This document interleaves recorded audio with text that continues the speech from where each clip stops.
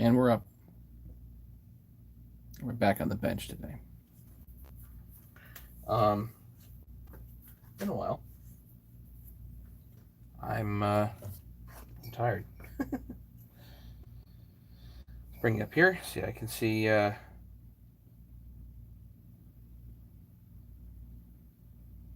going on?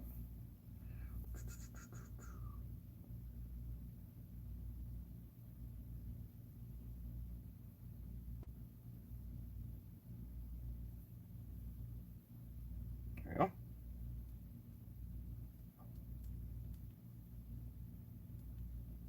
Two people. Who's here? We've got. This is an odd time. It's 8:20 in the morning on a Friday, and I happen to be off. I have a 3-day weekend, which is nice, but I have tons to do. So, some saw stuff, obviously, but today's performance. Good morning. Good morning. Should I start with the root beer this early in the morning? I don't know. I haven't even had breakfast. Shoot. I forgot about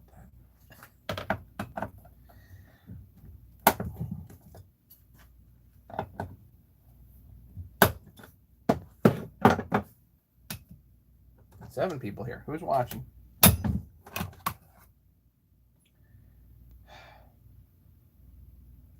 We've worked on this saw before. Hey, Nikki.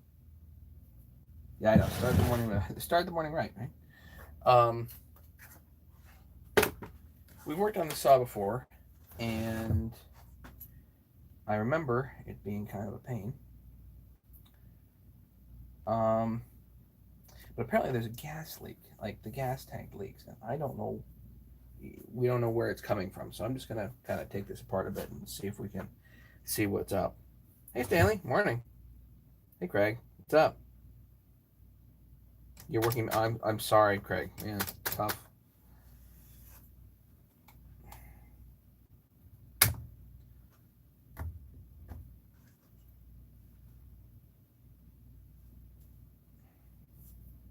It's a little dirty. You know what? First thing.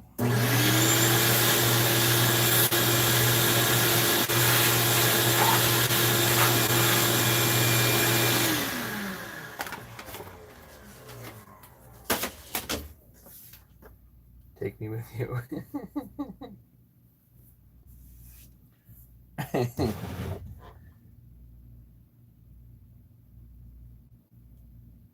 Yeah, I don't really remember how to take this silly thing apart, so we're gonna have to, go on at least a little bit of an adventure here. Metal trays, per usual. I had some here.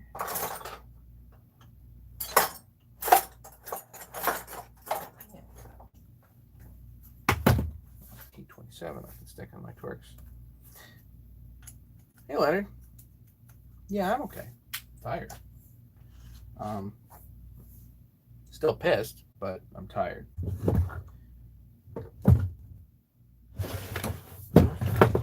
that off. Would that make life easier?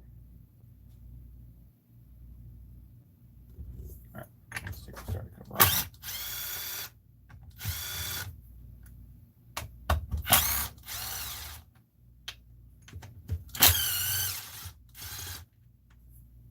I don't know exactly what I need to see here. I know I have a gas leak, but I don't know exactly where it is.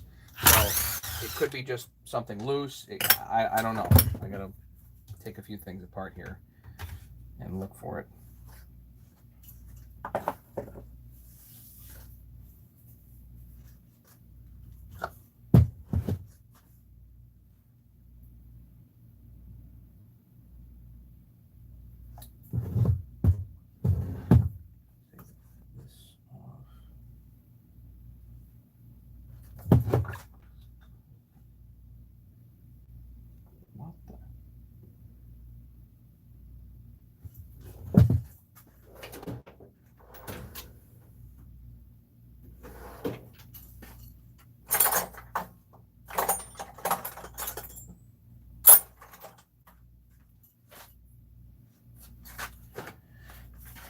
clutch cover off.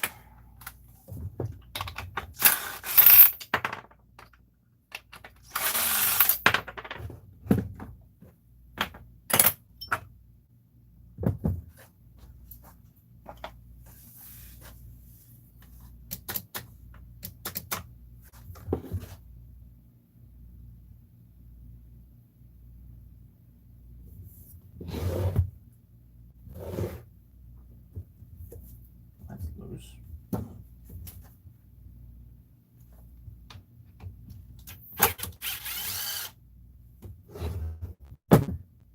Pretty sure I'm taking.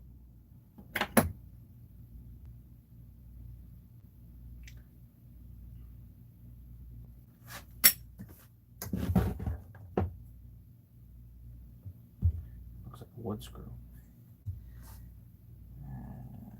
Okay.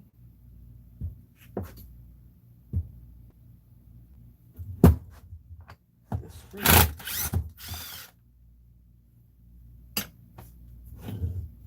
After the gas tank AV mount? Yeah, it is. But that just pops out. That's weird.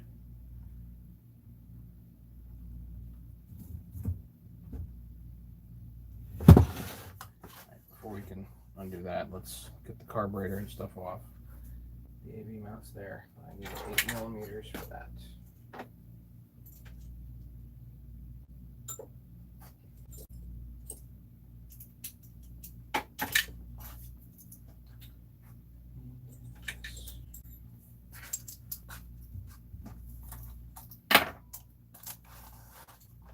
Yeah, it's morning. It's 8 o'clock in the morning here.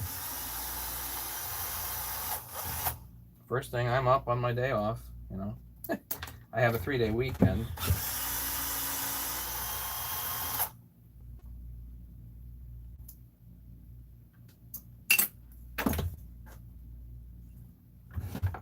Which is cool.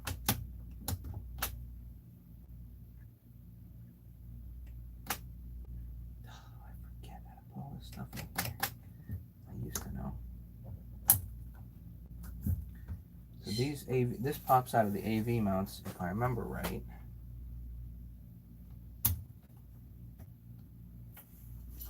Let's get the throttle linkage off of here.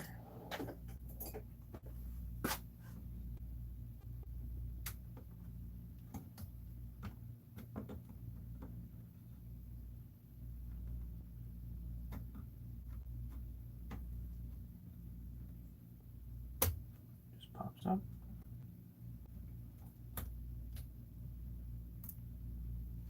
Very simple throttle linkage, or not throttle. This choke linkage actually. That goes on. Yeah.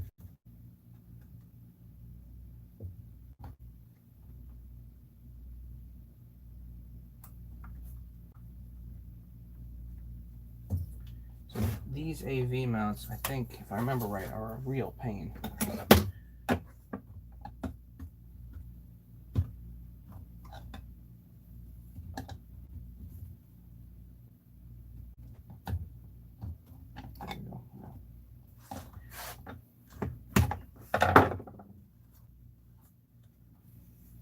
One.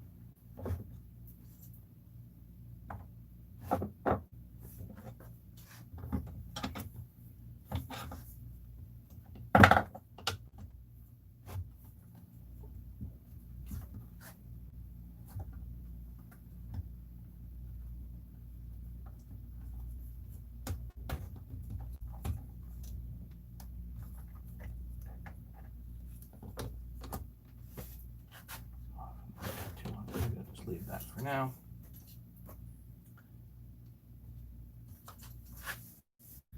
Maybe I can see something going on here as far as gas leak type stuff, and no, I don't.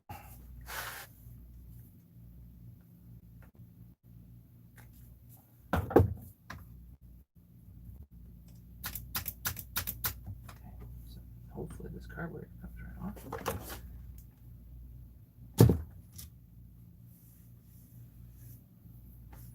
And with the gas line especially, I like to put a piece of spare line on here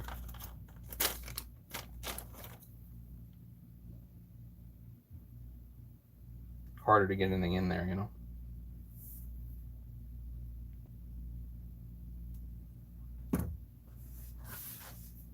I know, I got a creamsicle on the bench today.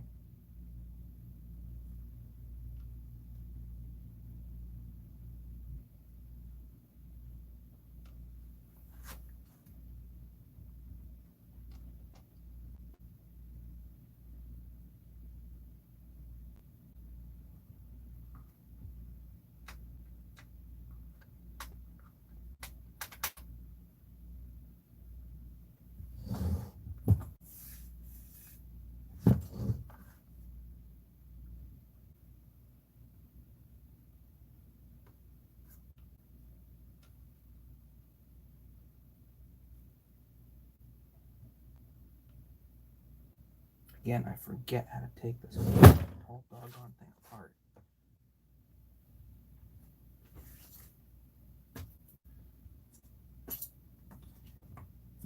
Right, I think this actually comes off of here. 1, 2, and then it's just taking the intake boot off, or not the intake boot, but the there's a plastic intake baffle here. Yeah, I can just take this out.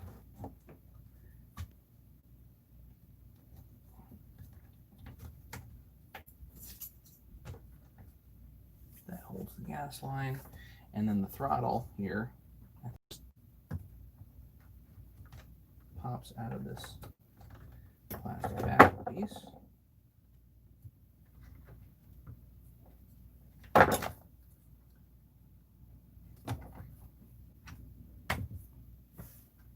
Here's your plastic baffle.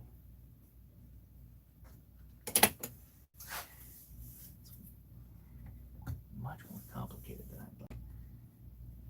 And the fuel line is loose here, so I should be able just to kind of drop the whole thing. But I don't know if I can pull the tank off with the throttle line here. So let's pull the throttle line off.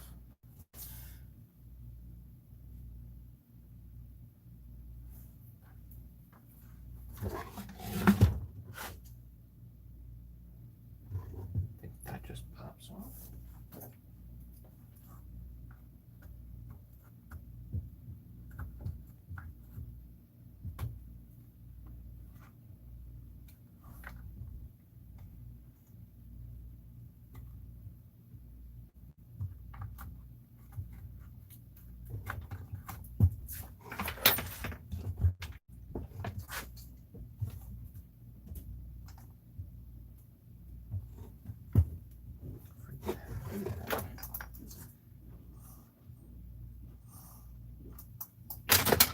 Screwdriver straight up, or is this?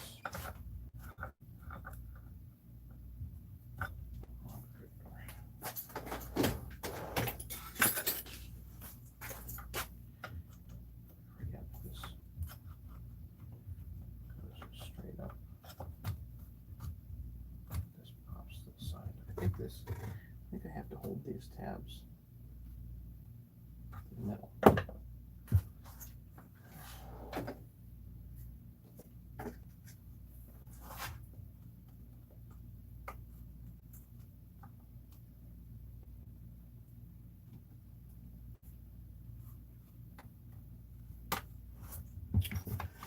Why didn't they put a screw in here? Damn it.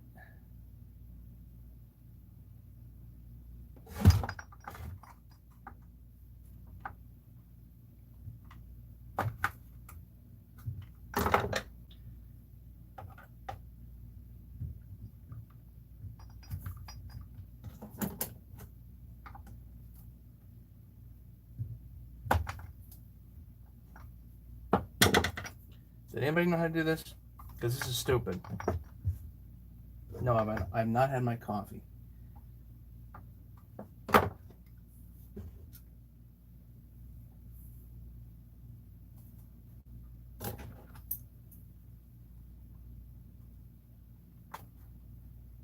you have to push these tabs to the side.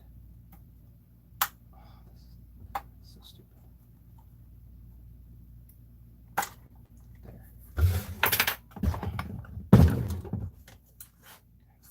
thing wants to go boing. And, yeah.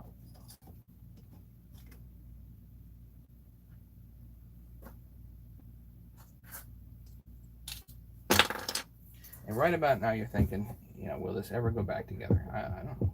I really don't know.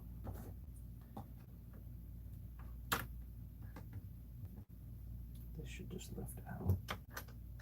There's a pin here, so maybe I won't lift it out. Maybe I'll just pull this piece out.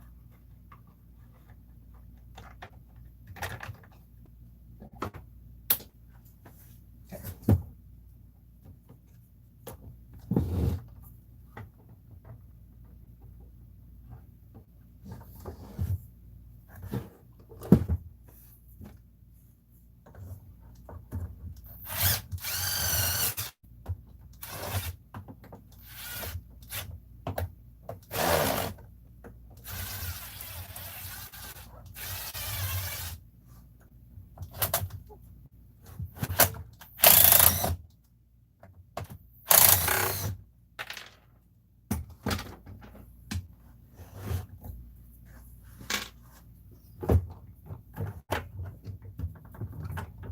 Shorter bolts for the top AV mount there.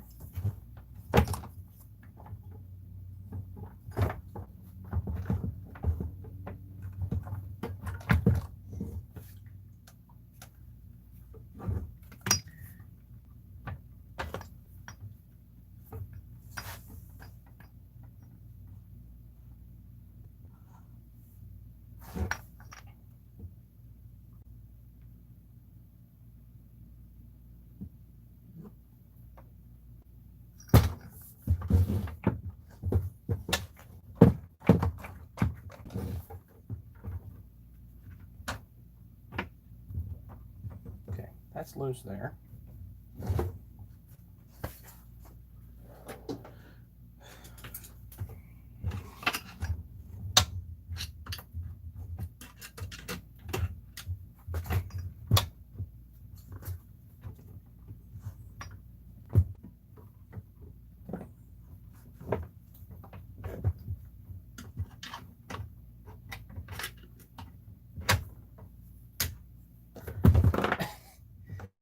You know, this is harder than 372 tank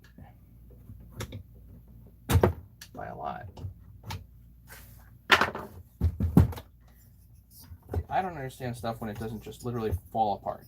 This should fall apart.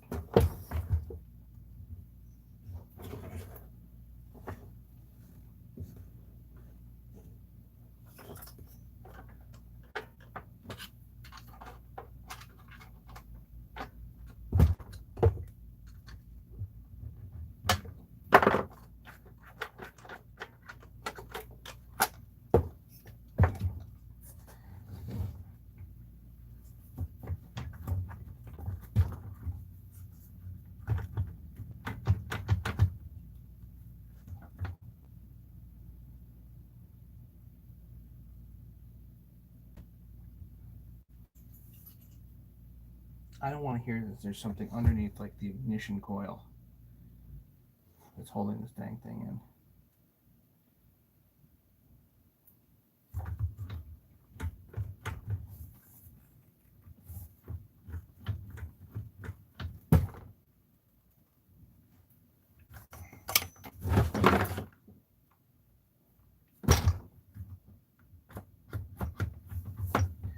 Almost looks like I have to pull back on this, because right in here it looks like there's a nub sticking into there, so you have to pull back on it and rotate at the same time. I don't know how you do that.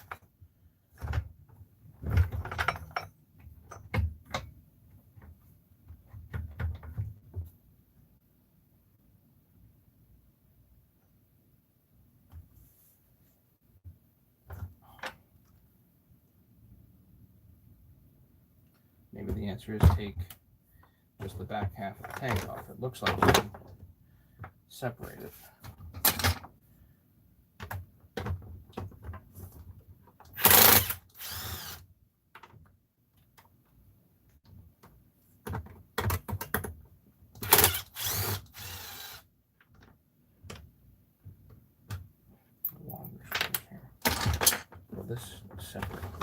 separate.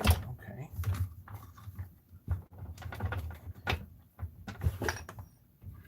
We'll separate it this way.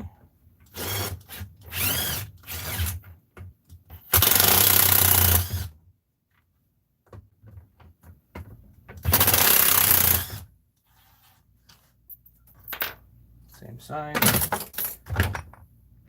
The black part goes that way.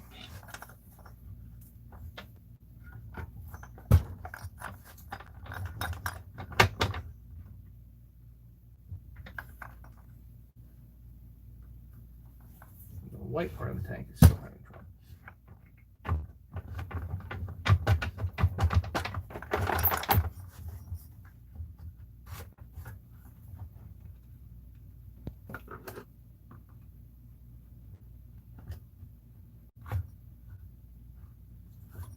Yeah, so there's an AV mount underneath the ignition coil. So I have to pull the ignition coil just to get that out. And it looks like I also have to pull the air dam.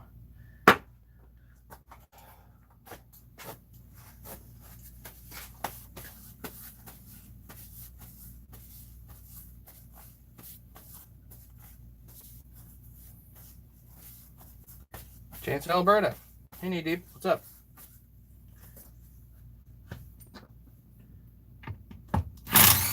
Welcome to the stream.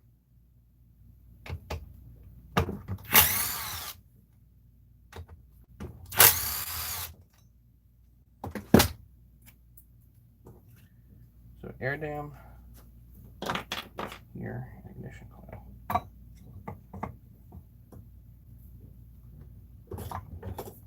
Yeah, so there's an AV mount here.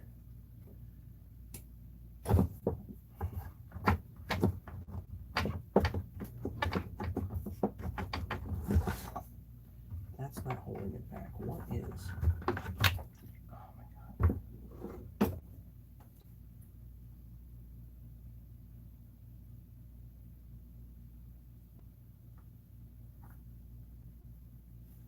Well, I don't know what's going on with the tank, but I would surmise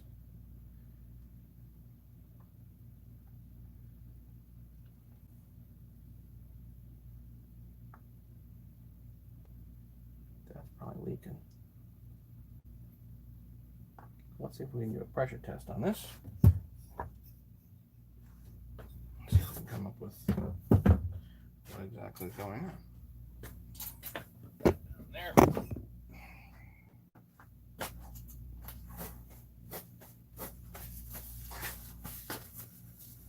Well, that just seems a dang tank.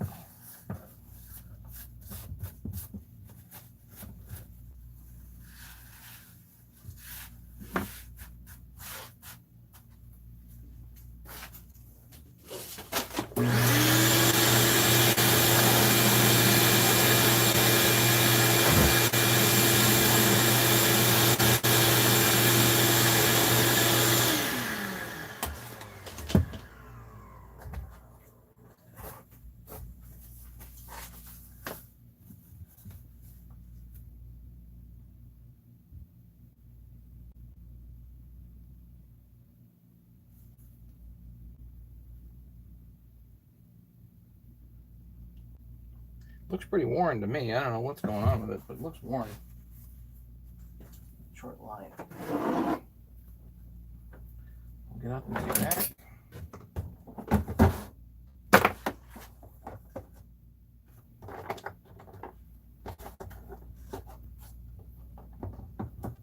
Getting ready for work. Yes. Sorry, I'm early.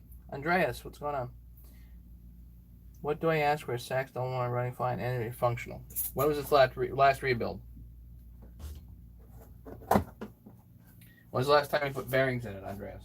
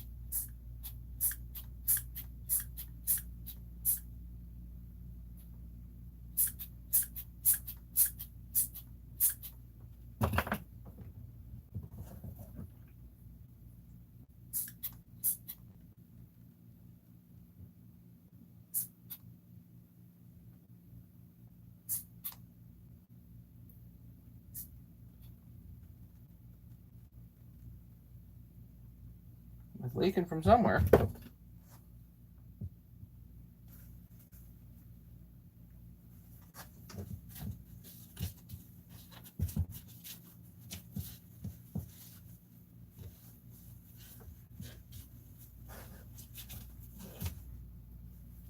let's see.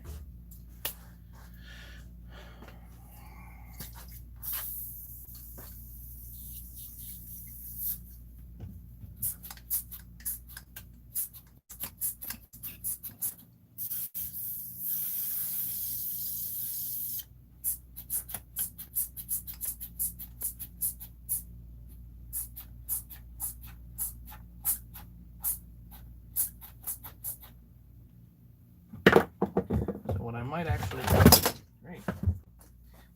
do, is change out all the rubber stuff here and see what happens.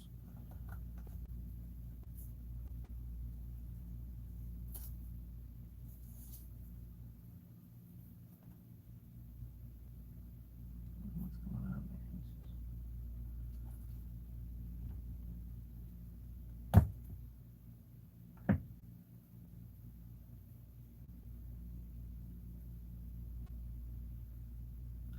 Seems like it's time for new fuel lines and the whole shoot, so.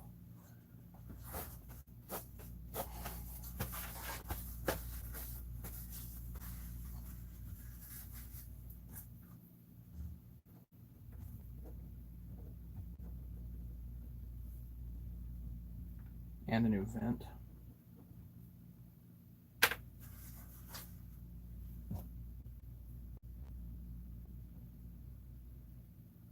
Don't see any obvious cracks or breaks. What I should do is take this and stick this underwater.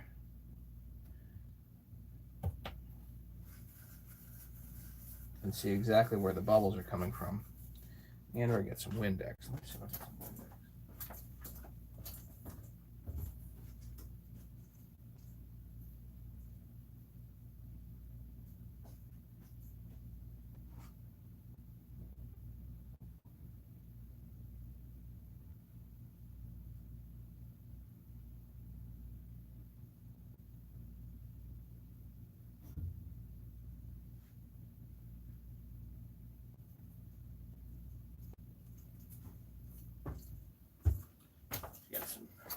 Got some mean green here. Maybe this will bubble up a little bit better. Just want to see where it bubbles up. You know?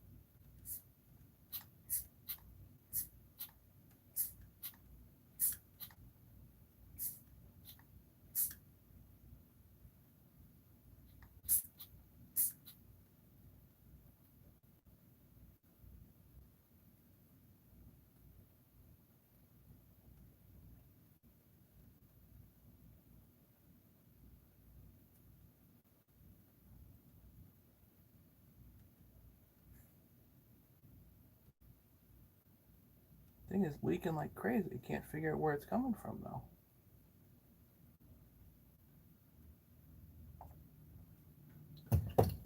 If I hold it upright,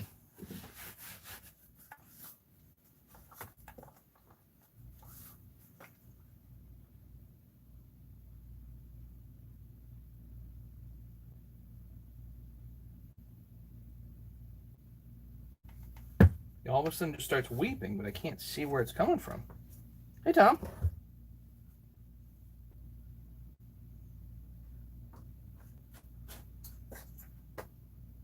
Yeah, it's not the cap.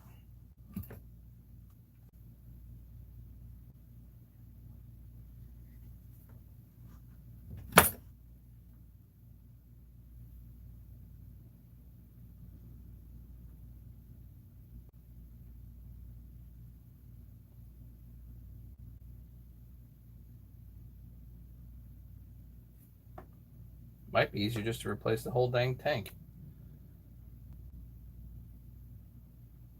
You know what I mean?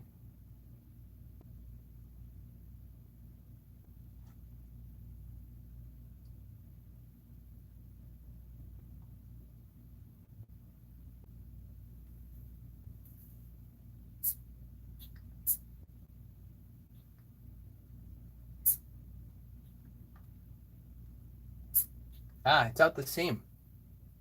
It is out the seam. The seam has failed. Okay.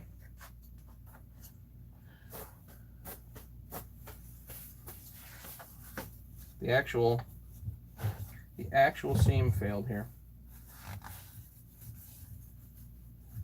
So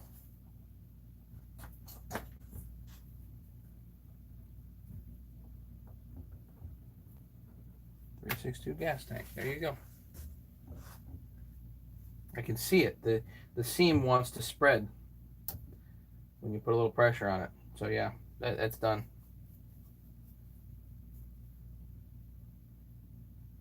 Dunk in the toilet. Yes, Craig, it's a good idea. Right in the toilet.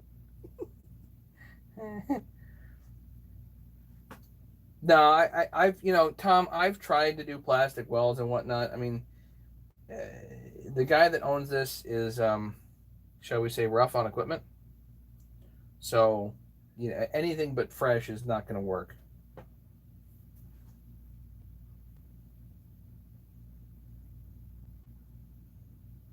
And I don't want to be doing this again, like ever.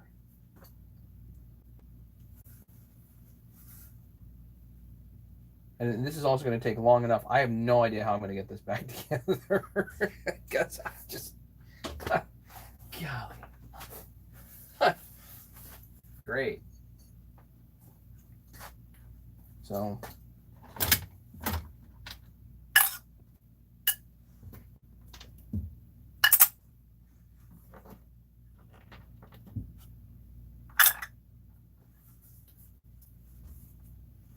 Gonna set all this stuff down.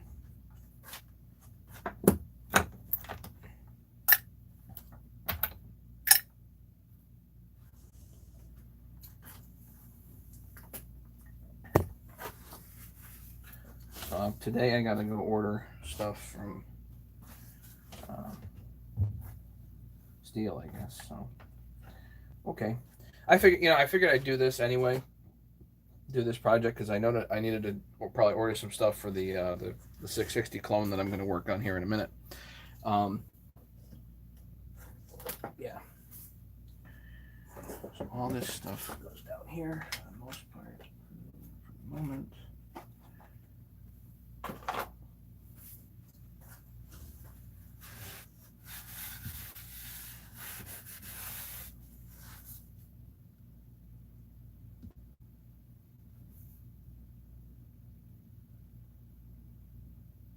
Yeah, good thing I found the leak. Yeah, for sure.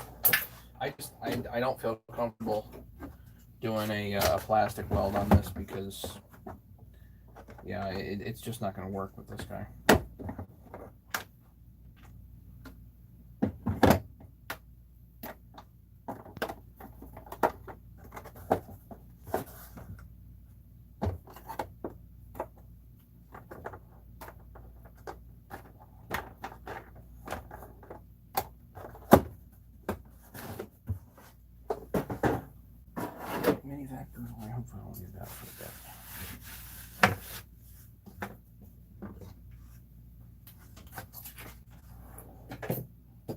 That was like the Minivac, was it Silverline Ultra kit? Silverline Elite automotive kit. Minivac. Anybody that doesn't have one would probably need it. Handy every once in a while.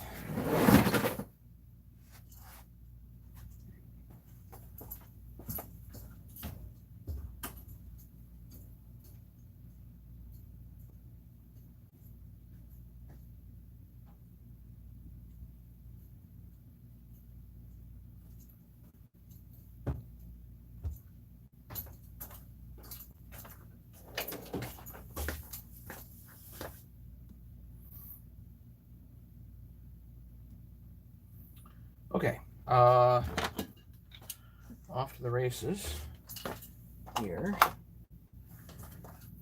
with the 660, hopefully.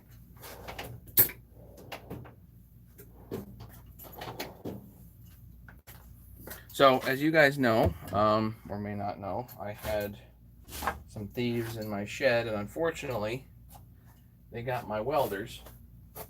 So, I can't do muffler mods right now until I get new welders, or new welder, or whatever. Good news is insurance did compensate me, but I've just got to kind of get my ear to the ground to see if I can find a welder. If I can find a good deal on one, then maybe I'll pick it up.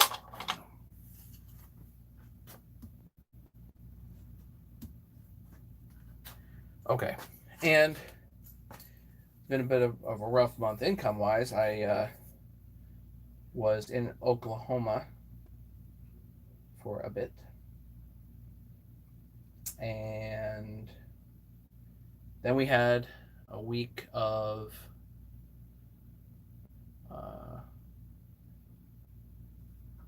storm issue. So we had a bad storm here.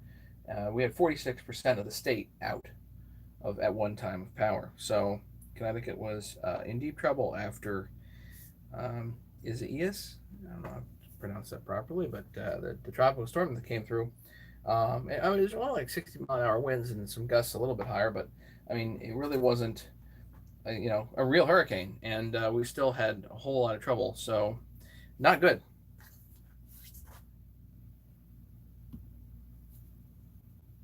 Not good. So, without further ado,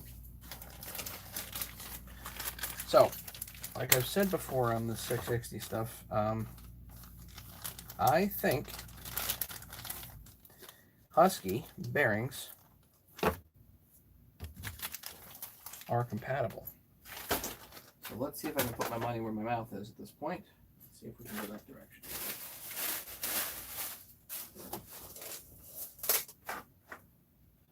And believe me, there's a reason for it.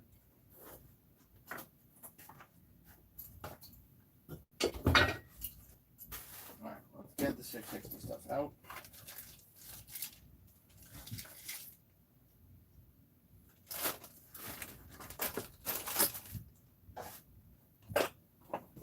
So I've got to order some more OEM stuff. I got all kinds of other goodies coming for the 660.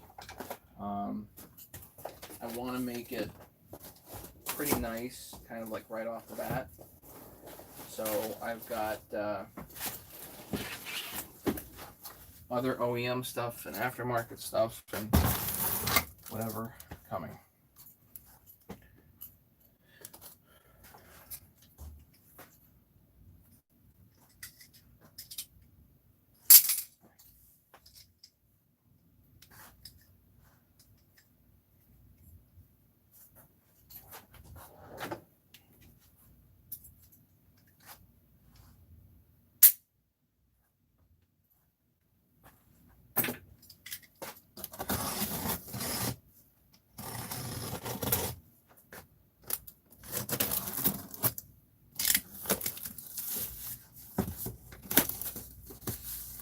It has been a while since I have put one of these together.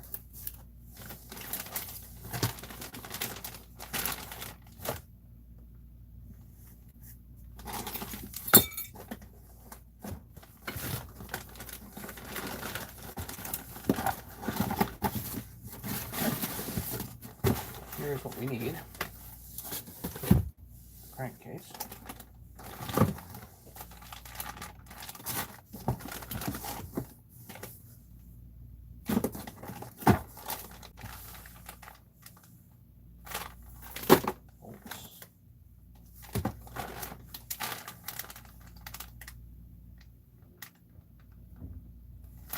I will need the oiler. Okay.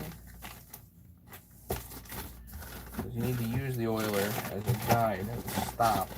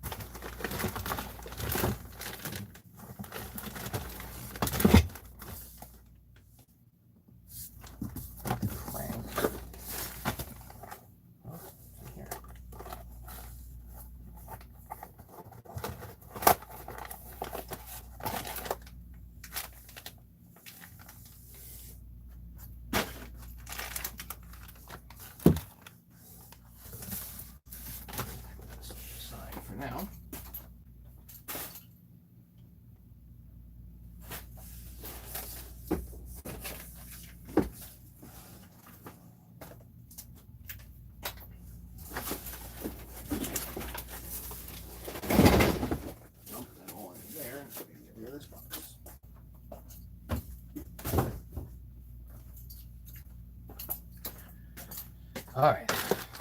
Let's get to the important stuff.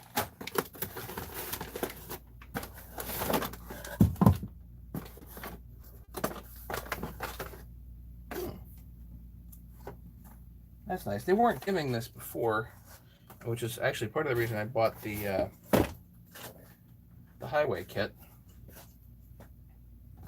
I do like the highway seal kit. So, but they obviously have this in there. A little bit different. The highway looks a little bigger.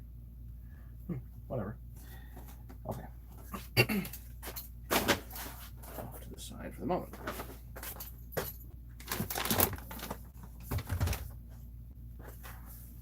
Put down all the fish paper here.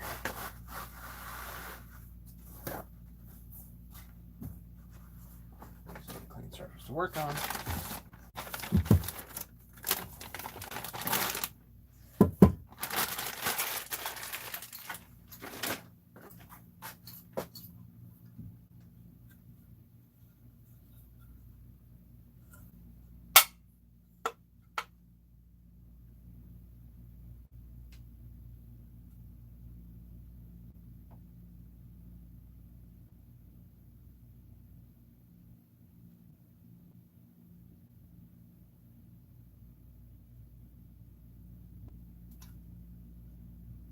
So look at it, is anything broken? No.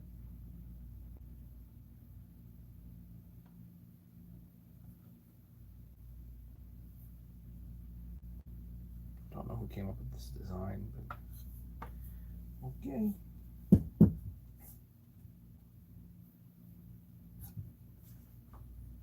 All right, so what I have to do, I'm going to take these bearings out. I know a lot of guys actually just slap this right together, but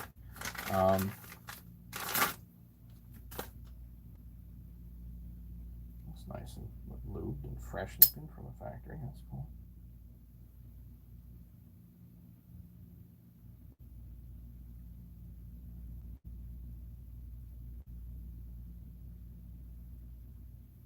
Pretty nice looking crank, actually. Looks like they've got this pretty darn good. Okay, just visually. So this is the big question and big interest for me, is that this bearing that's already in here is actually a 6203 that's just slightly thicker and has an integral seal. This is a 6203 that's slightly thicker. It has an integral seal. This is a Husky bearing. This is a Stihl bearing. What's the difference? The Stihl bearing seals on the crank. This bearing seals with the seal on the inner race, the outside of the inner race. So the nice thing about the proprietary bearing, and as much as I hate proprietary bearings, but the nice thing about the proprietary bearing is this seal is done for you at the factory. You don't have to worry about that at all. So you can just pop this bearing out, pop that one in, and away you go. Go to bed, Craig. Get some sleep, man.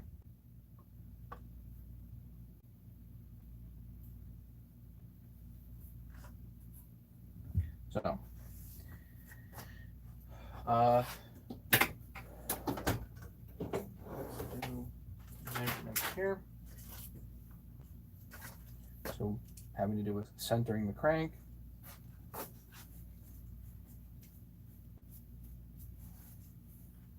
Do you need to center the crank? Yeah, maybe, maybe not.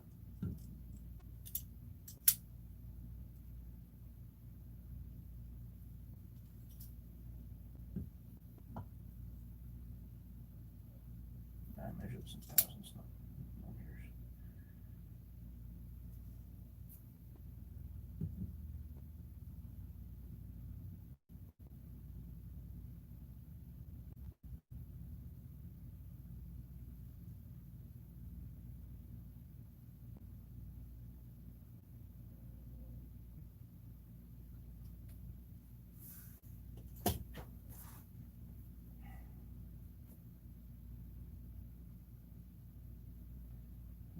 let's do 1.325, because you have to add 20 thousandths in addition for the gasket. So it measures 1.325 roughly.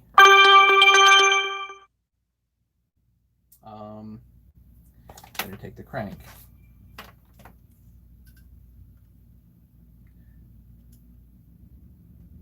$1.250. 1.250. So it's about 75 thousandths. You divide that by 2, you get 37.5 roughly. So, which is about the same measurement as I had before. So if you take a spacer that's about 35 thousandths thick, when you pull the crank in, you'll have it more or less centered between the bosses, if you care about that. Again, you can put this together just straight shot, but I want to do this with different bearings. So let's do this with different bearings. So I'm going to pop the seal out of here, and I'm actually going to pull the bearings through cold here, I think, just for the hell of it, just to show you what can be done. Just press them cold.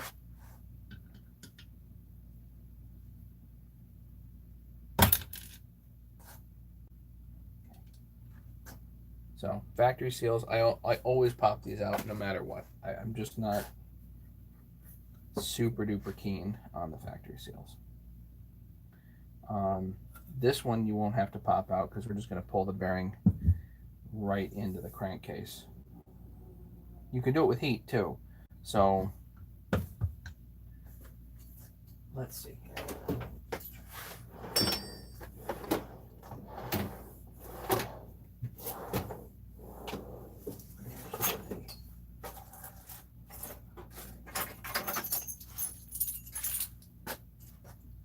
Forget if a half-inch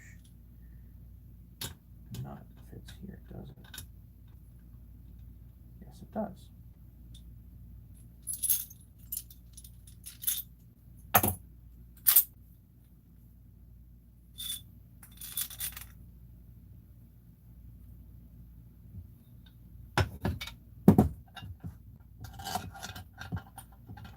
So you hold on one side.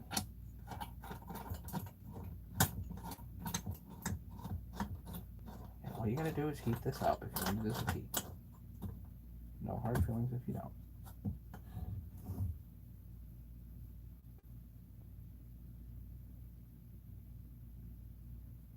Now see if that twists at all, that's gonna, unfortunately, that's gonna bugger that. So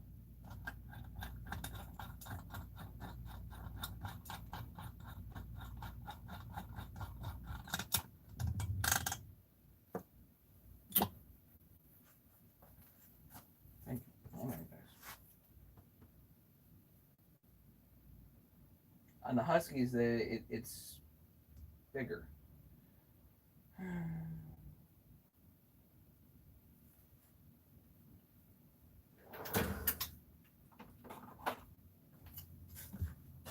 Alright, I guess we're doing this with you. Just gonna tap this out. On the Huskies, the seal pocket's bigger, so you can just put the nut in there and done. But the seal pockets on these are like abnormally small.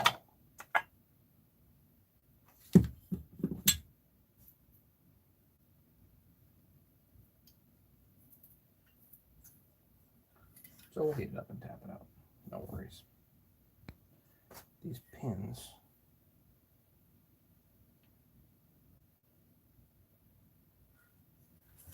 Right, I'll just hold it right there and tap it.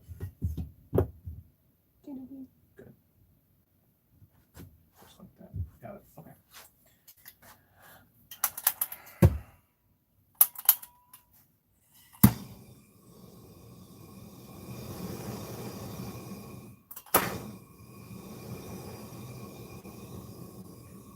Now these bearings on the flywheel side are indeed nylon metal cage.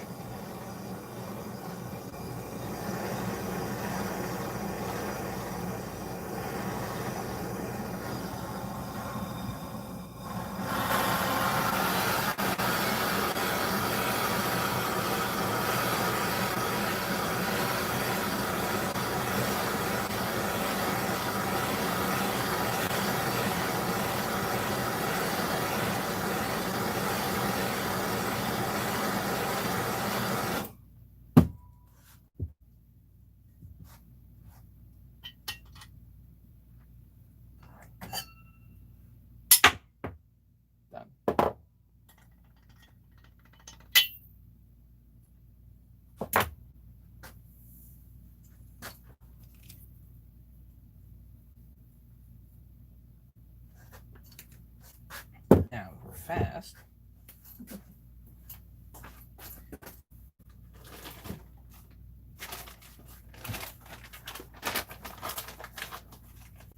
Should have had this ready to go, but I didn't. So I've got a Nachi 6203. So this would be my preferred bearing to use for 6203s.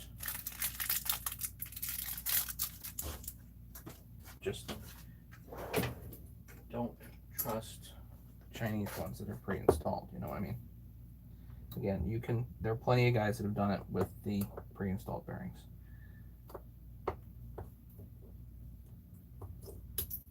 Pop out the seals.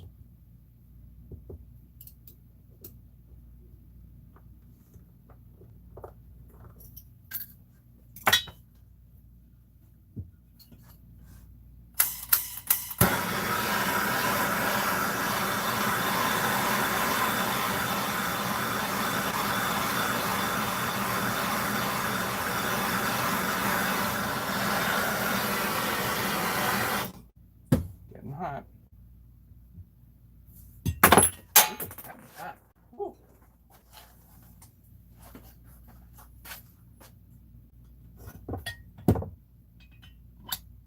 There.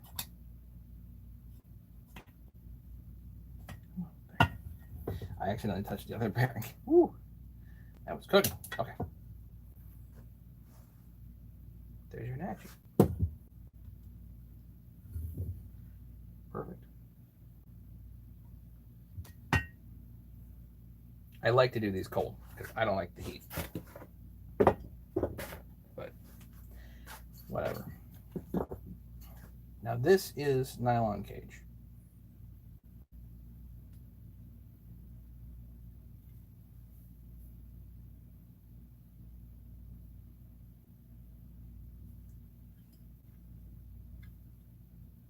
Just don't like heating up nylon. Key foothills. What's going on? Adirondack. Morning. Did that come from the freezer? No, it did not. Nope. If you get the case hot enough, it doesn't matter whether they're in the freezer or not.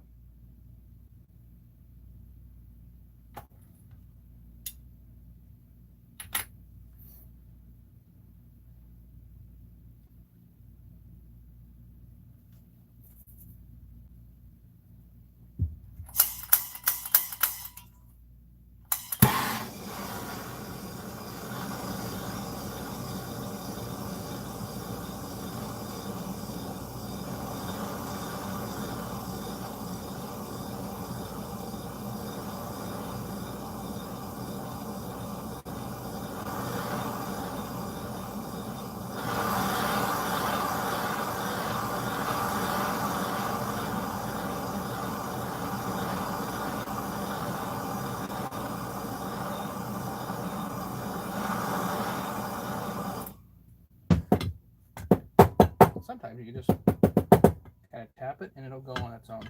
Sometimes not.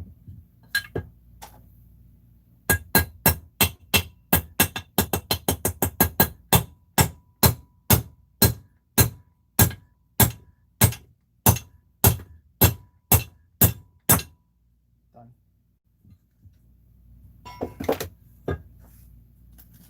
Now here's the thing, there's no stop here, so if I put the Husky bearing in, it might go too far. Let's see. Yep. Ooh, hot.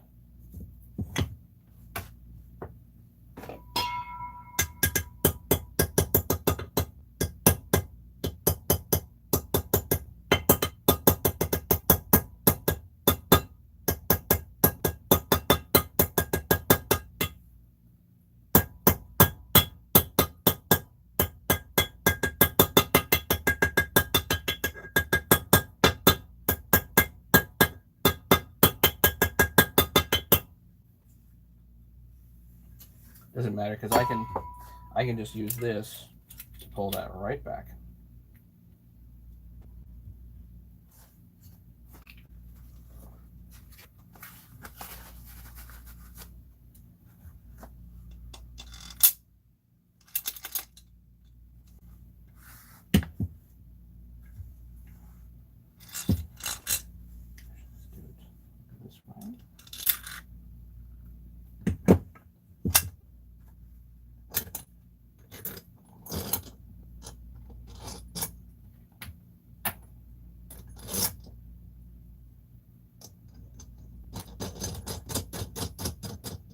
all you're doing is you're pulling the bearing up flush and kind of doing it temporarily because you really need the oiler in here to get this exactly right.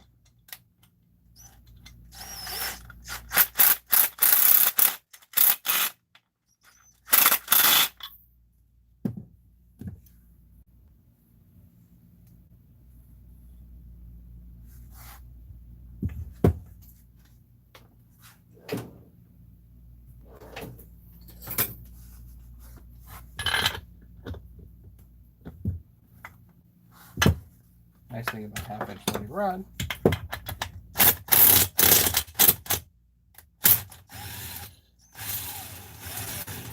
The 3/4 inch stuff also fits. Now, this is actually below flush, which is okay. I want to bring it back up to the oiler, which I will do by installing the oiler at least temporarily here. So now,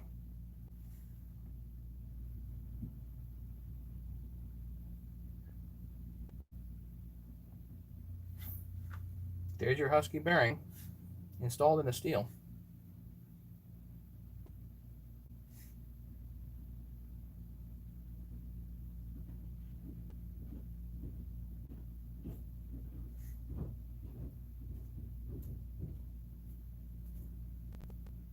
You know what? You know what?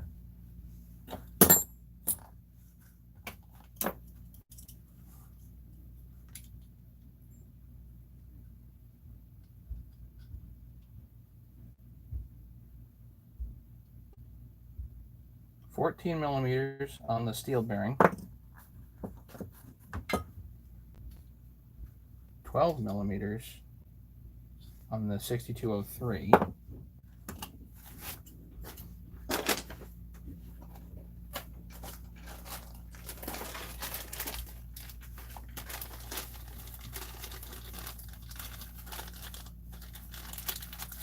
And this is the Husky bearing, 13 millimeters. Interesting. I did not know the Husky bearing was actually thinner than that one, which does not pose a problem, by the way, not by any means.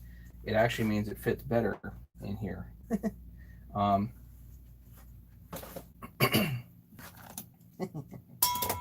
Interesting.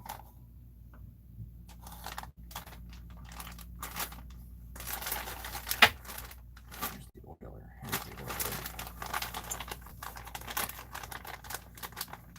Yes, don't heat nylon cages. I'm not heating nylon cages. Unless I'm not going to use it anymore, yes.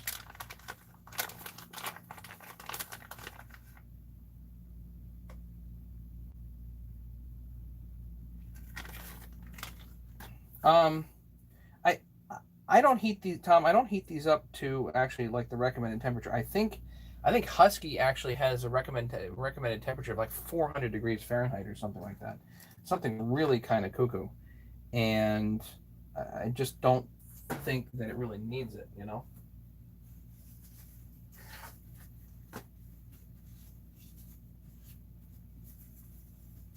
So the oiler has this lip on it that accounts for the extra thickness.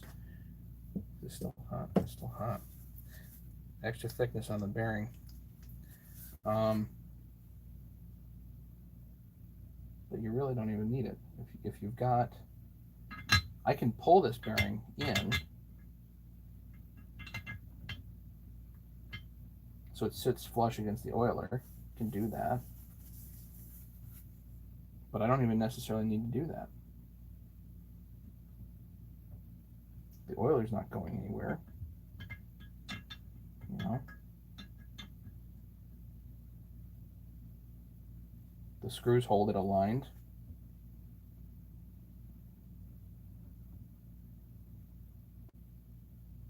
I would say don't even do that. Because if it fits flush, it fits flush. You know?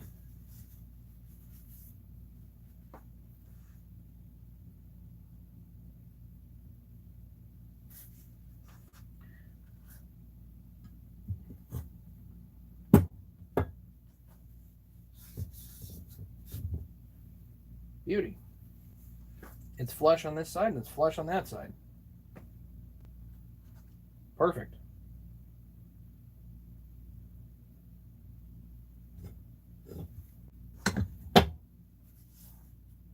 Now I need to make up a spacer that's about 35 thousandths plus thick, which is not that big of a deal.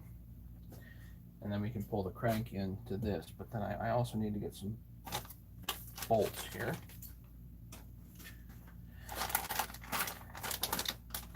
And since I am not adept with these kits, I've done them, but it'd be nice if they actually put the crankcase bolts in with the actual crankcase. That would be nice. As opposed to giving you an assortment like this and be like, here, you figure it out.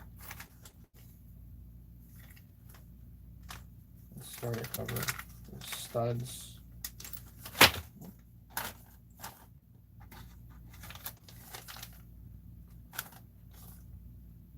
I can look at some of these and be like, hey, this is for XYZ, whatever, but probably muffler.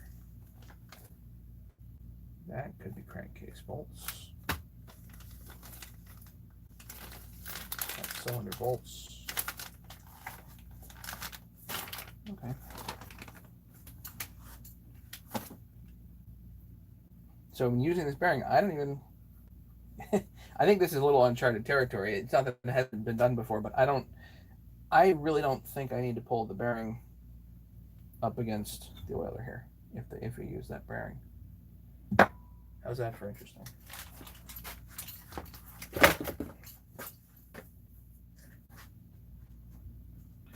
Let's get some of this stuff out of the way. Don't need it anymore.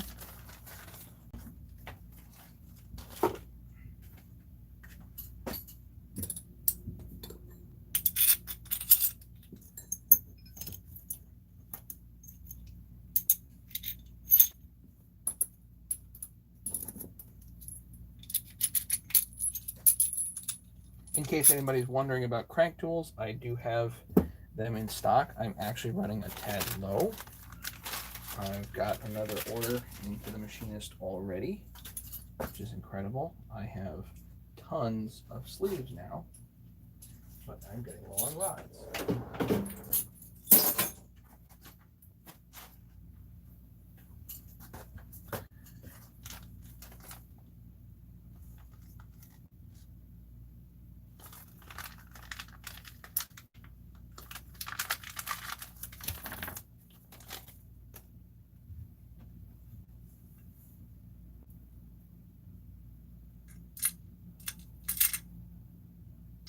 Yep, that comes through far enough. I think that would qualify as a case bolt. Got our case bolts. I'll find some Loctite. I have my Loctite upstairs. Get that. Loctite.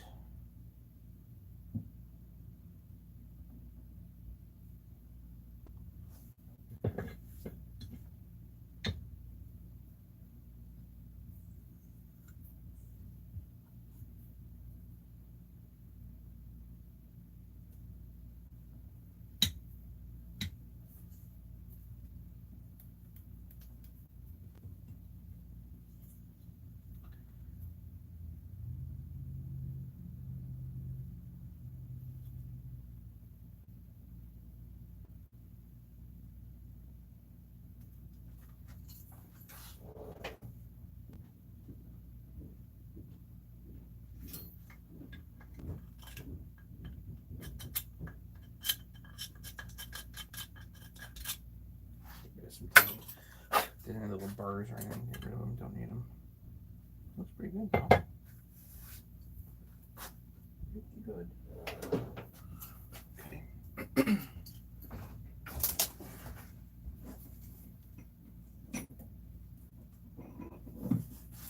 Let's use this.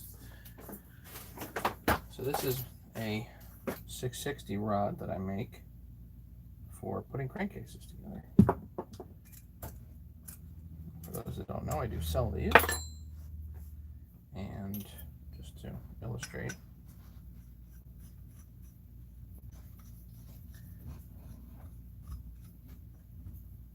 So I do have these made for me. They're actually made on a $180,000 Mazak CNC.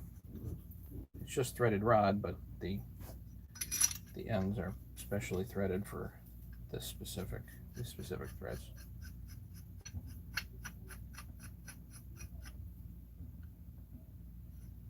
One thing to check before you do this is your crank out of spec. So these won't work if the crank's out of spec. It'll just pull right off.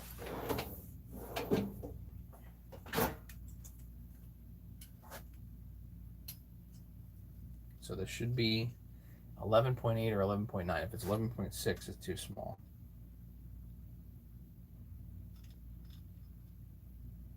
.87, that's fine. That'll work. But if you end up with an outer diameter of these threads that's like 11.6, it won't hold. It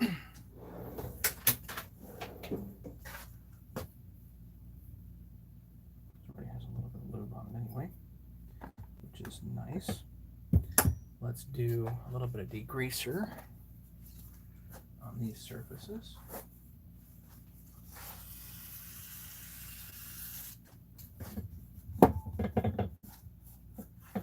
So definitely doing a little bit of a different build here.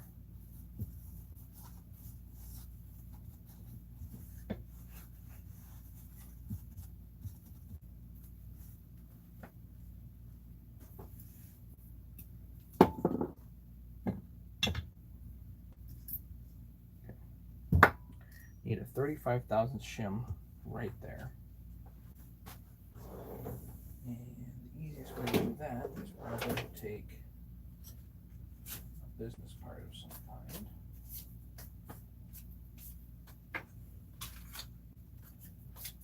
I think it's this.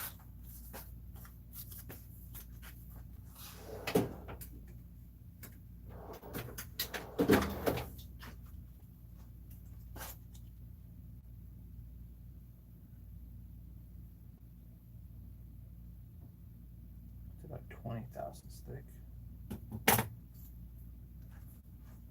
You don't need much. I mean, I need like small pieces here. Triple up a business card if you got one.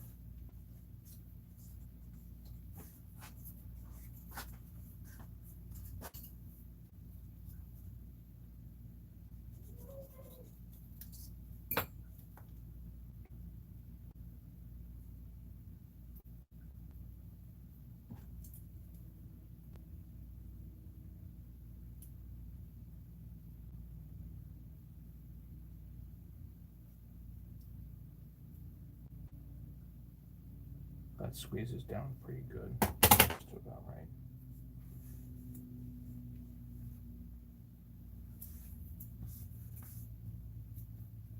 So all that does is it basically makes this stop where will the center be.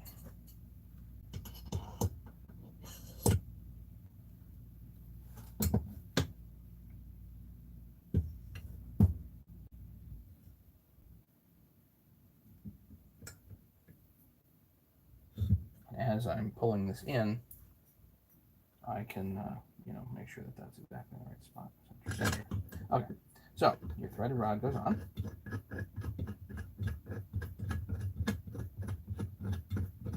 Not tight. Okay, you bring it down, but does not have to be all the way tight. Sleeve. Good. Now you need a rod here.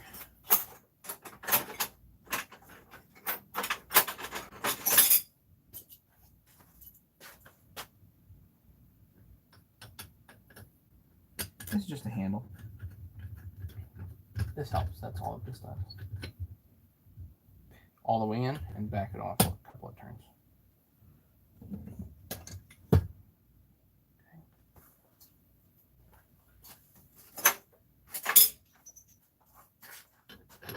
Washer and nut.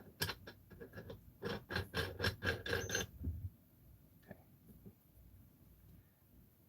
I'm going to pull this in though, put that shim in there a little bit better.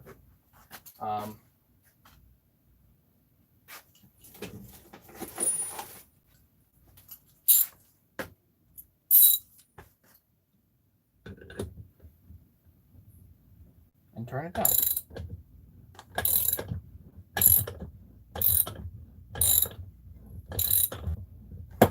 And unlike doing this with hot and cold, if you take a phone call right now, it's not a big deal. No problem. Just, you know, it just doesn't really matter. Go take a phone call if you need to take a phone call. Shim in there.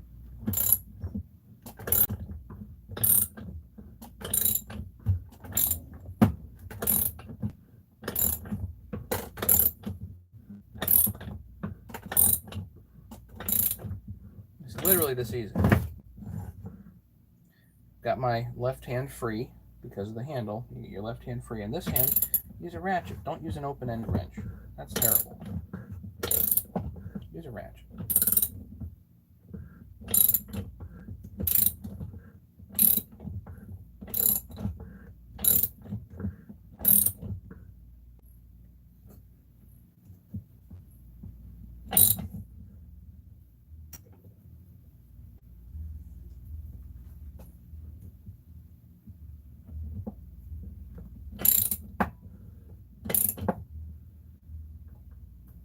That's it. Once it's up against your stop, that's all you need. Is it up against there?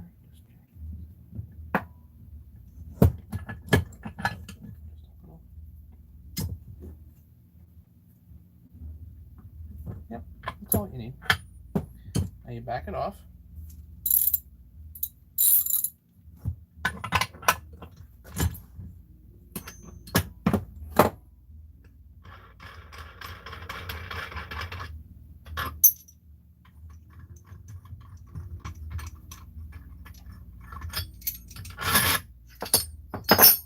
All this stuff out.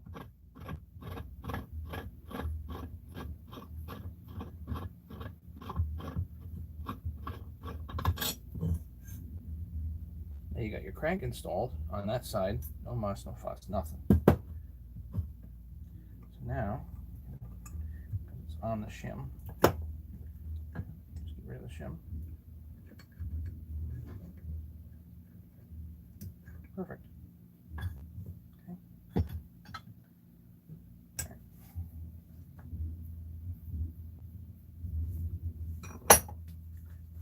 The other side. Make sure this side is clean and degreased as well.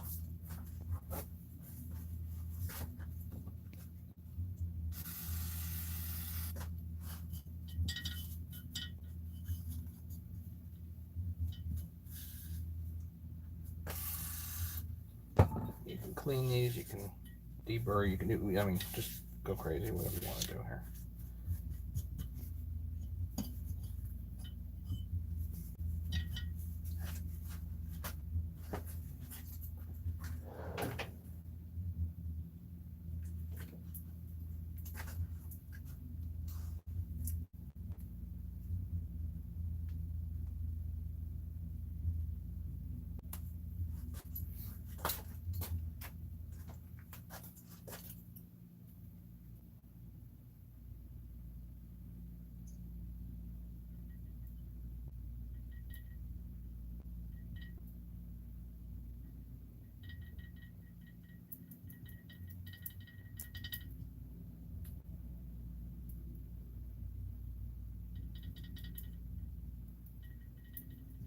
I like 1184 on the crankcases in case there's something anomaly there. You can, you know, this will seal it.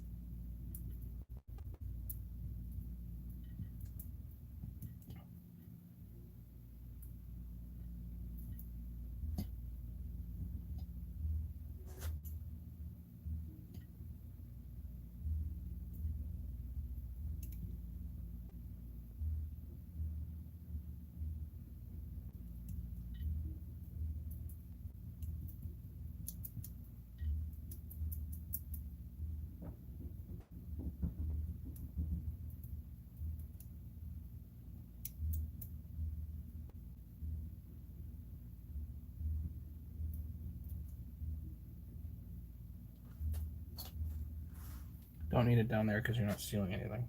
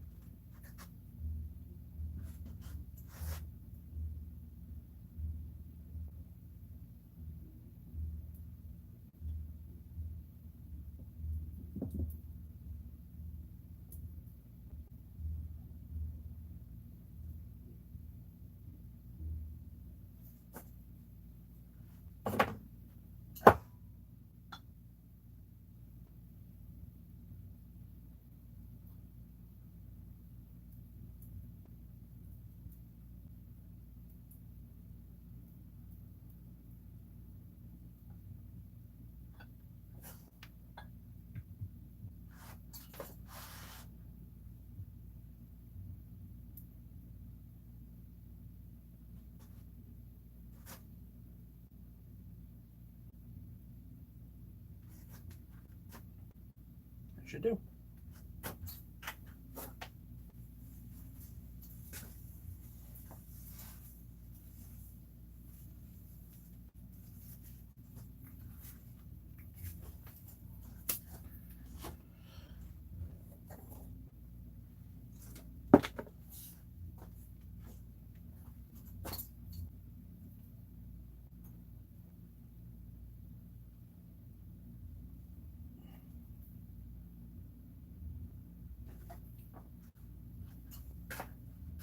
Where's my cutter?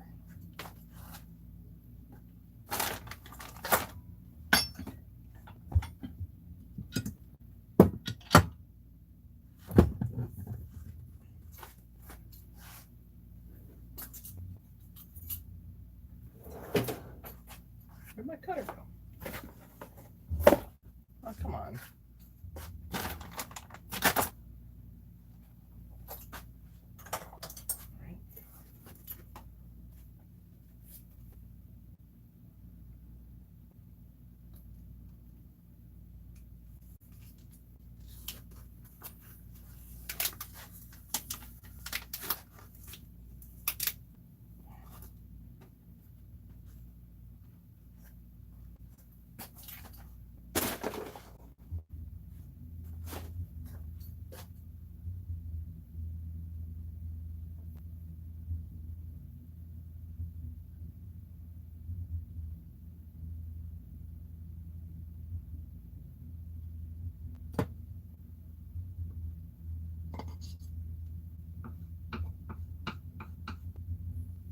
Now I need blue Loctite, which is upstairs.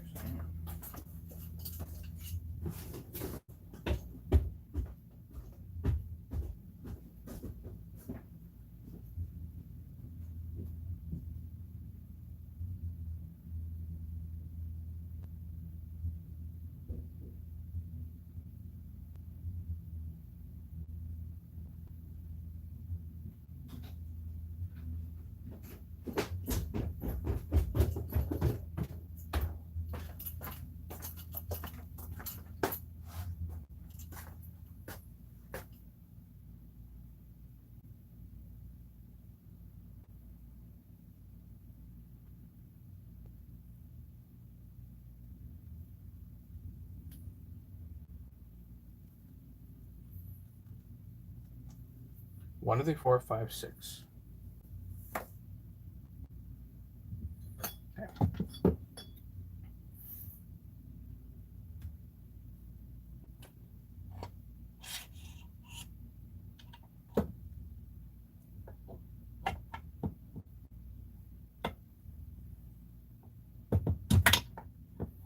is where your positioning pins are crucial.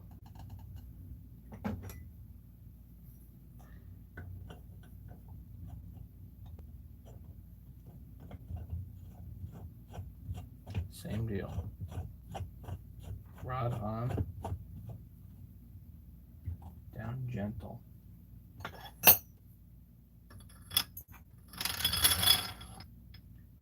Sleeve goes in. Oh, this sleeve's a little mushroomed. This is a little mushroomed at the end. Okay. Get a fresh one. There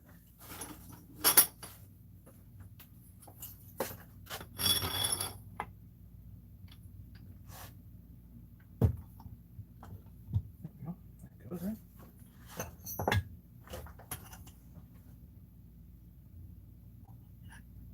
I like the connecting rod up.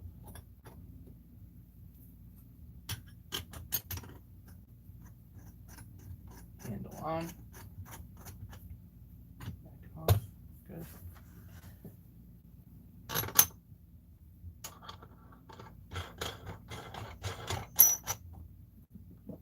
Same deal.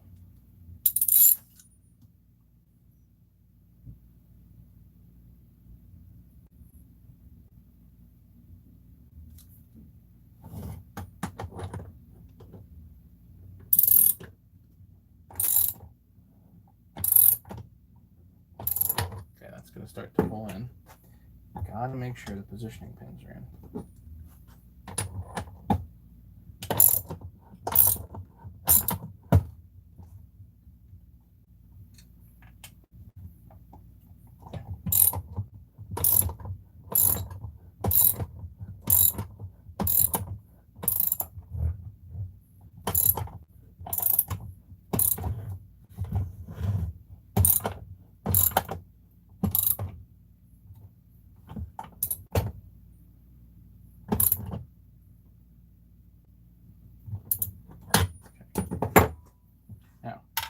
Craig Timmons recommends leaving this on and leaving, if you got two rods, and leave them on, both on, while you're actually putting the screws down, which makes kind of sense to me. So we'll leave this rod on for the moment.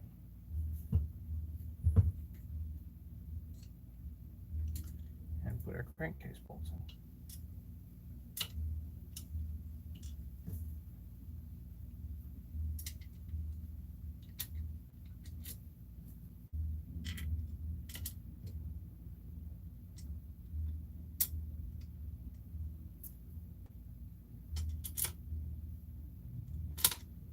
Six.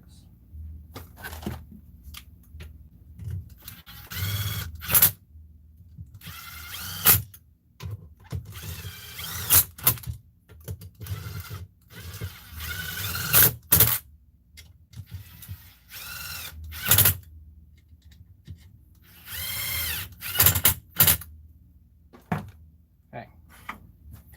I don't impact them on, that's not the idea. I get them down and then do them by hand.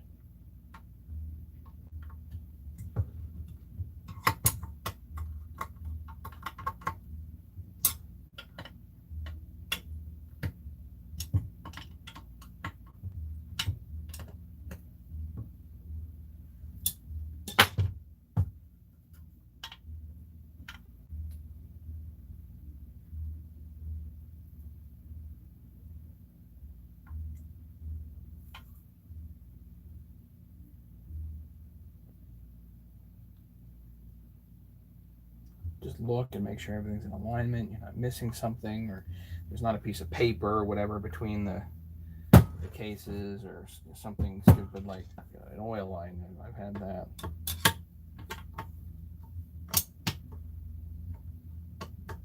Okay. One.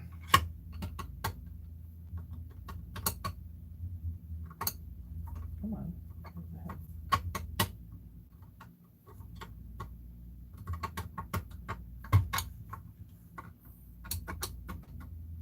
Why can't I find the head? There it is. Two. Three. Four. Five. Six. Double check.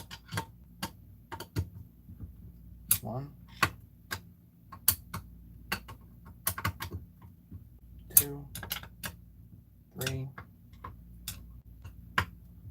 4, 5, 6. That's it.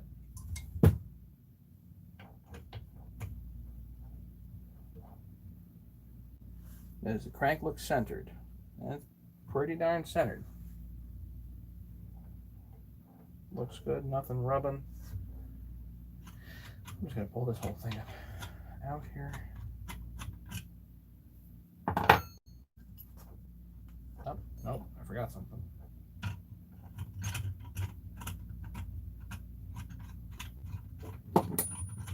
Undo the nut first.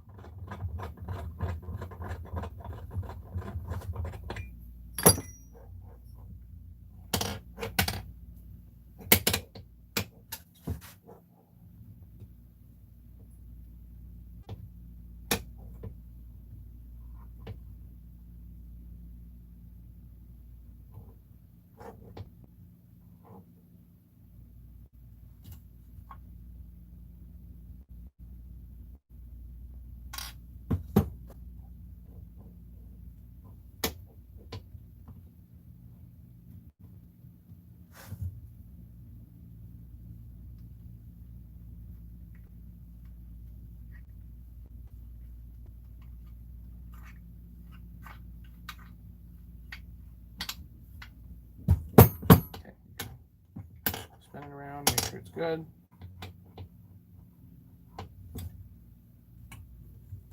A little bit. I hate the camera on crank.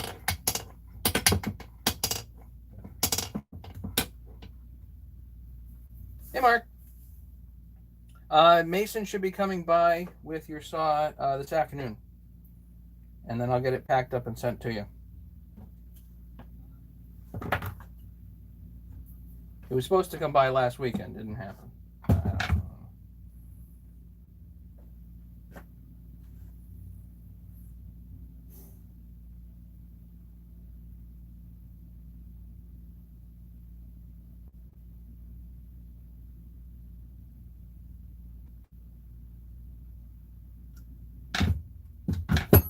But yeah, that's about as straightforward as that gets.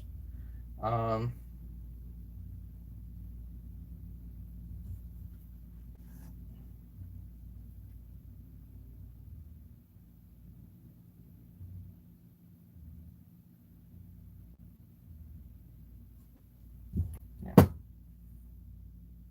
Sitting on a boring call for an hour. Okay.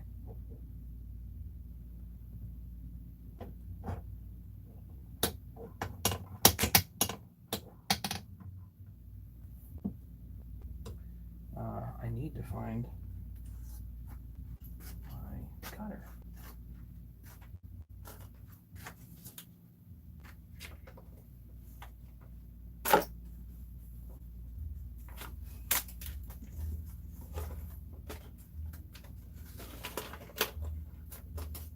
Pull all my gaskets and stuff out here, might as well.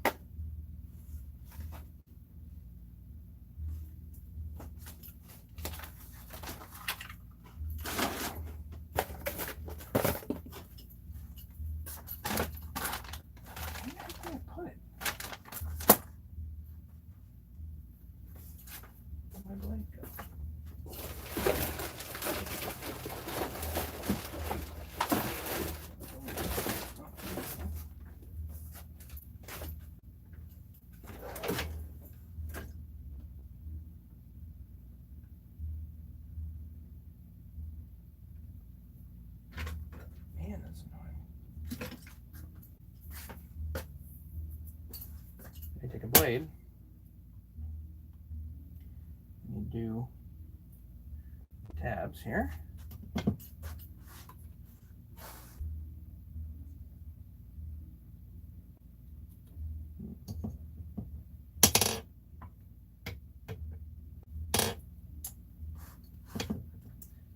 Harder.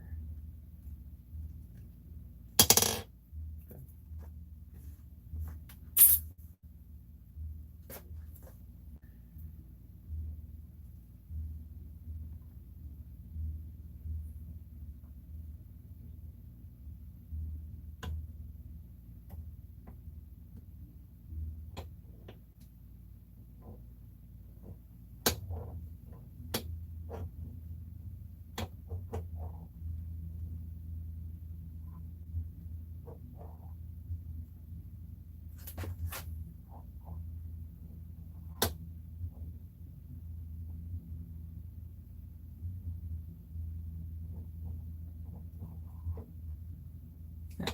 The crank's actually rubbing a little bit on the gasket. No matter who, doesn't matter. That'll disappear. All right. I need to get a squish number. That's what I need to do. Most importantly, I need a squish number. So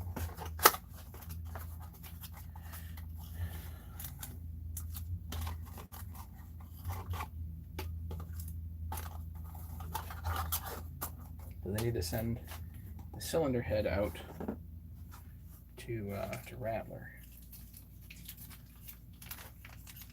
Hey, Tom. Yeah, there's actually a gasket. The case gasket is actually rubbing a little bit on the crank, on the lobe. It won't matter.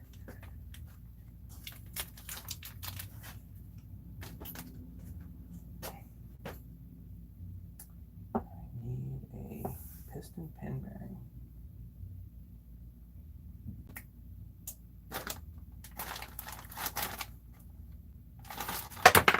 Oh.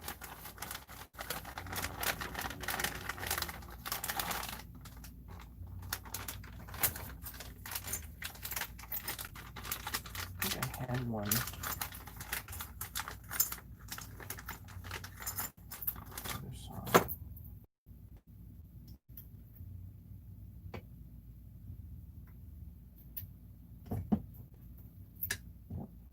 So this is an aftermarket pin bearing. I'm going to use an OEM pin bearing. And I need an OEM pin as well.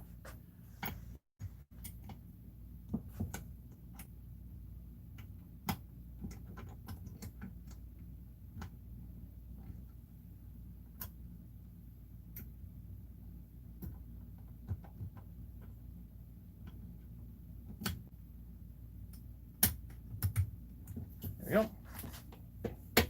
Let's find the cylinder.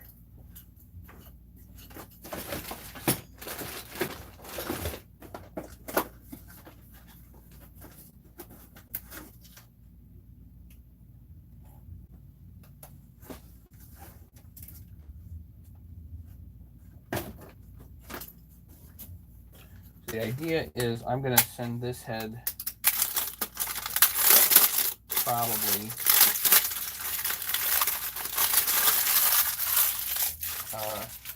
down to Rattler to get squished and all that stuff.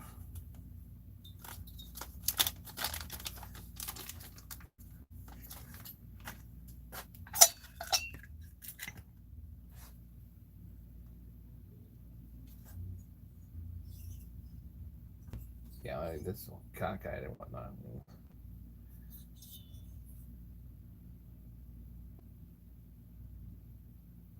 But what I can do, I want to measure like before free porting and whatnot. I can adjust the intake like wherever, but the exhaust, I need to be careful about how much we can drop it, you know.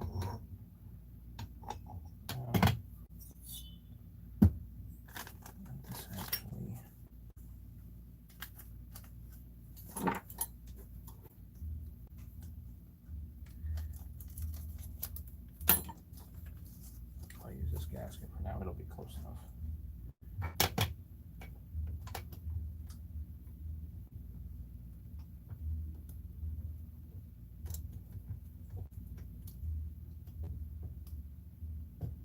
I'll use the metal gasket, which comes with the highway stuff.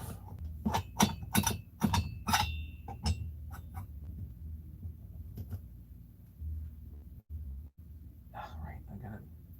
The bolts that go on there don't fit through there.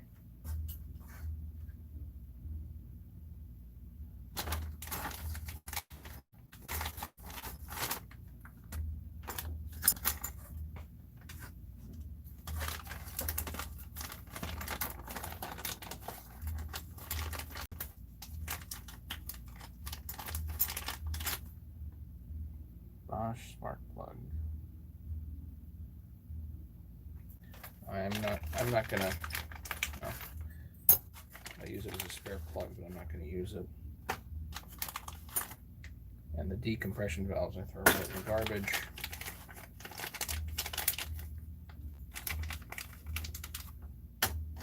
Okay.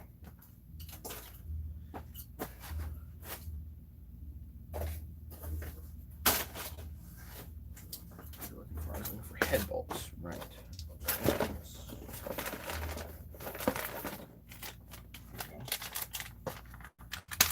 I'm just checking Squish. I need one of them.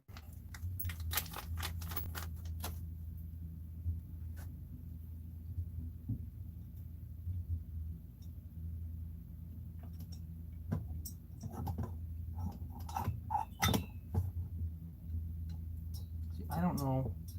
They put this fin in here, and you actually have a basically impossible time of fitting a bolt in here. It's essentially impossible to get it in there.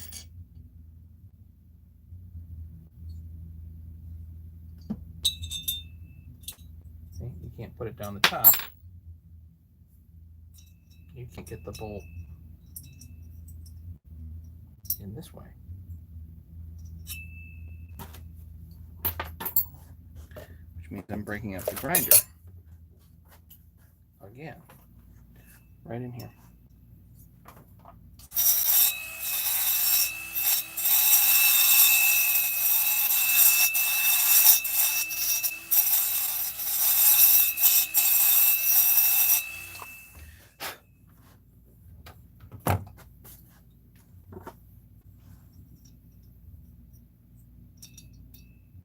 Now it goes.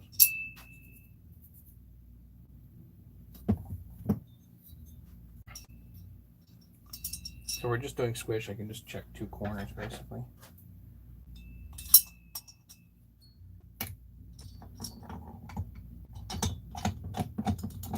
Actually, I'm going to check Squish. I'm going to check free porting.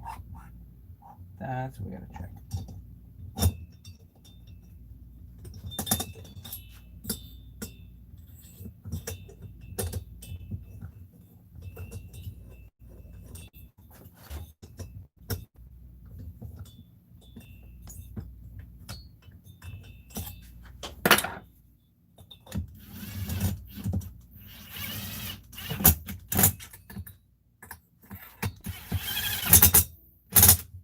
Hey, Georgie.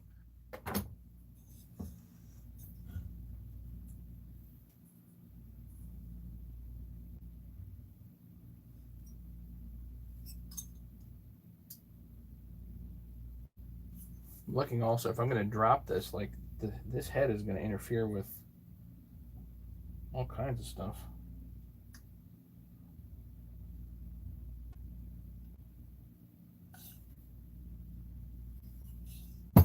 Over here.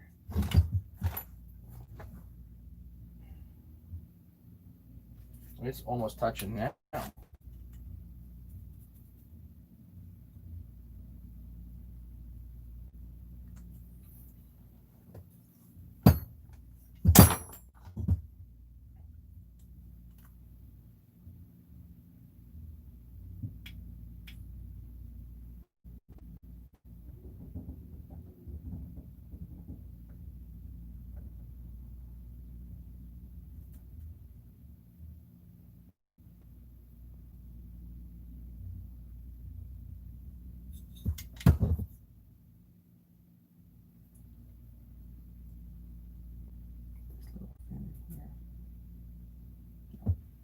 turn that off.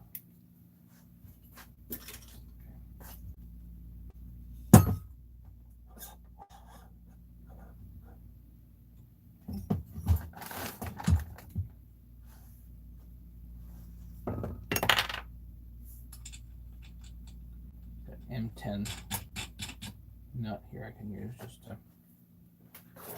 check squish.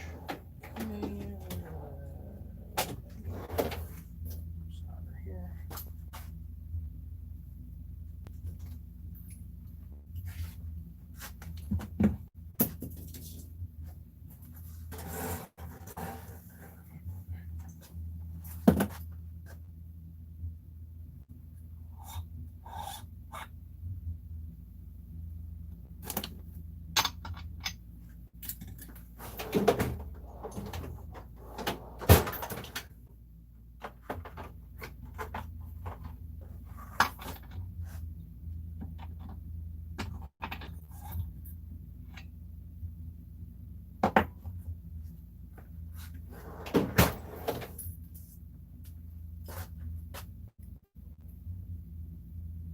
So about 35 thousandths, 34 thousandths, 35 thousandths.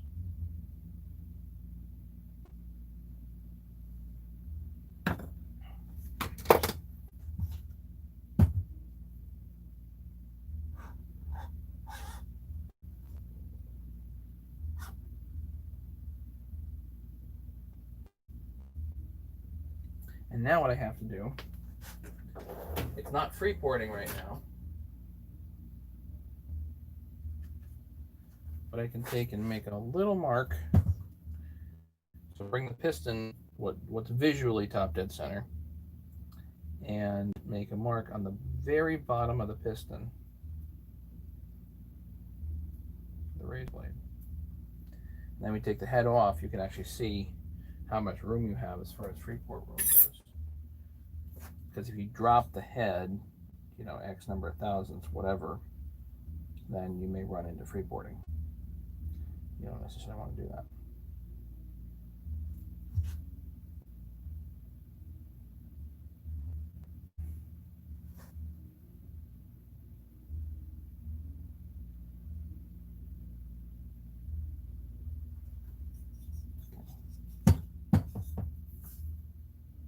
So let's do one double check on the squish.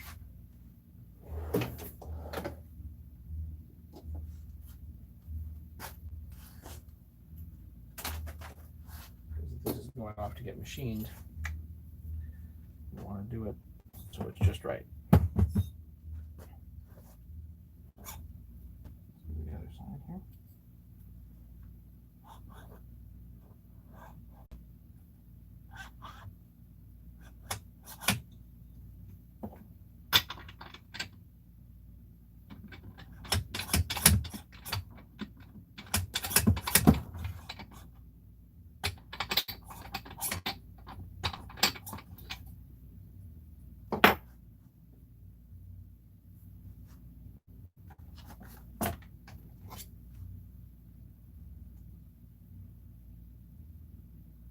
Yeah, about 34 thousandths. 25.9. So 30 thousandths. Okay.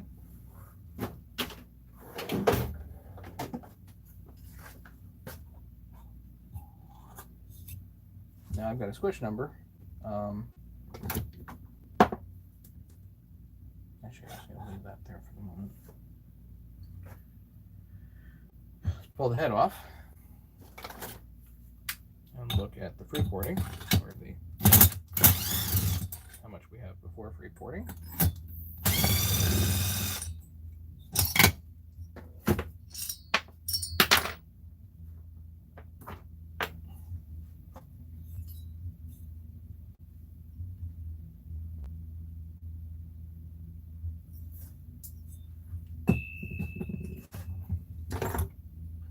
We have like an 1/8 inch, so we've got a bit of space on there to actually drop the head.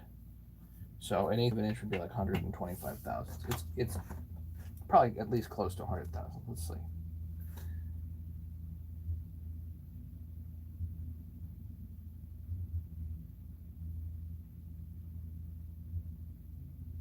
Yeah, pretty close to 100 thousandths.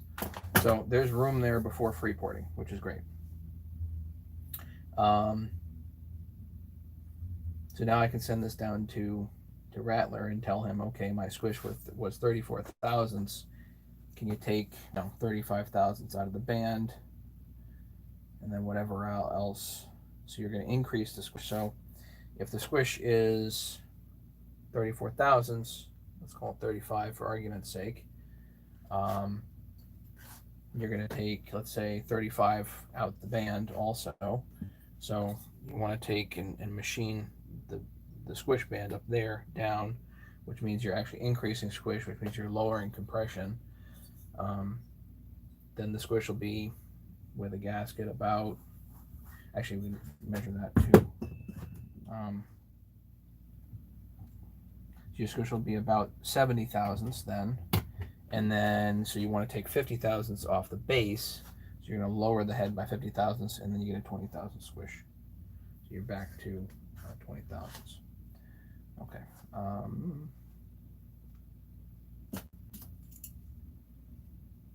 This gasket's about 20 thousandths, and the actual gasket I'm going to use, the metal ones are about the same. A little thinner, 15 thousandths. So I can use either.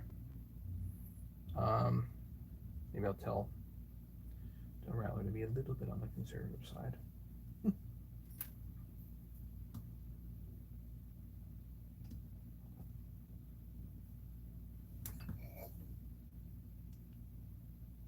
Can you guys hear me?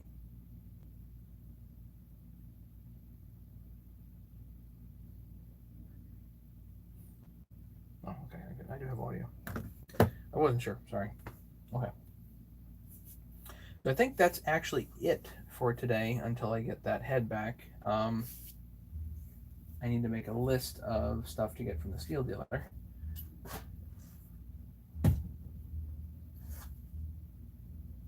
I gotta go down there and work on that.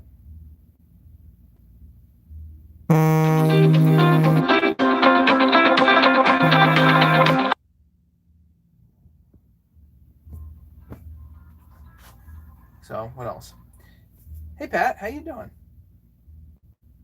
I think I'm just about to take off here. We're gonna done hanging out for the moment. I've got my squish number, the free porting, all that stuff. So I'll send the head out to Rattler. Have him fiddle with it.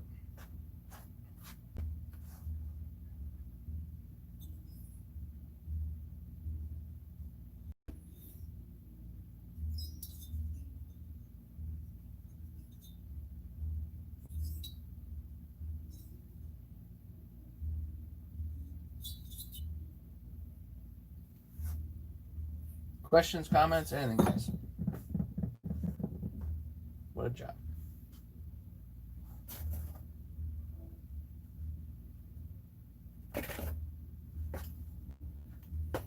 So yeah, I'm sorry I haven't been really around that much. Been working. I've been getting some other stuff done, and I've been waiting on parts. So this will hopefully go together one of these days. I do have other stuff to work on coming up. 346, 350, that type of stuff. So once I get kind of all the ducks in a row here, this thing will just go together. So questions, comments, anything else, guys? If not, I'll sign off for now, and we'll catch you guys some other time.